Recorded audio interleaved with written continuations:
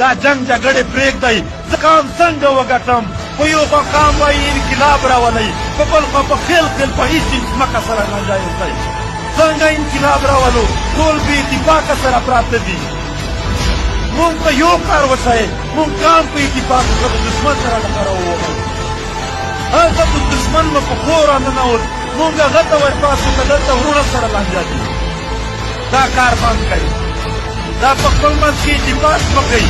د پی ټي ایم نه څوک مرور دي په څه مرور دي صرف په دې مرور یې چا ته پکوړې خوري دا ډېر چالاک دي په کلي علاقه کې یو سړي ته یوه ټیکه ورکړي یا یو څه لږ پکوړې پرې وخوري خوږې خبرې ورته وکړي بیا د کام په دښمني وګروي دا کارونه دې بند کړي والله تر هغه ورځې سره بیا دا خرڅول د دې وطن ښه مشکل وي چې تر څو دا اتفاق اتحاد نه وي جوړ شوی ملګرو زه دا نن خبرې ما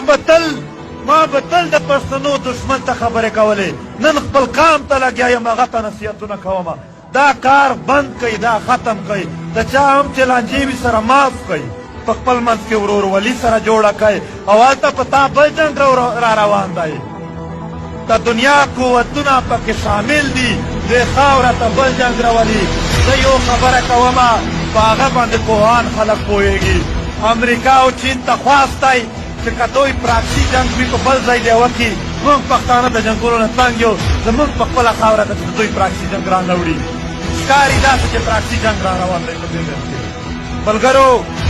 په دې خاوره که کوم ملک هم که پاکستان دی که ایران دی که انډیا دی که روس دی که امریکا دی که چین دی خپلو ملکونو ته لاړ شئ که پیاوړي وئ مخامخ سره ووژنئ زموږ په خاوره د یو بل سره پراکسي جنګونه مه کوئ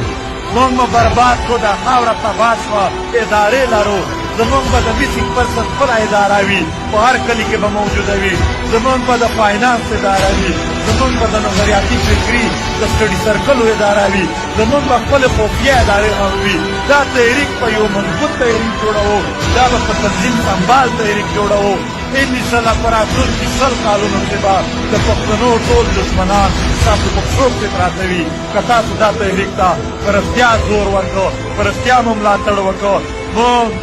موږ که د خپلو شهیدانو بدل اخلو موږ به د دغې تحریک منظمتیا ته د دغې تحریک چې کوم غړیتوب دی او تنظیم یې دی په دغې کې دننه ځان سمبالول دې ته به موږ خامخا بیا ځانونه کړو او ځانونه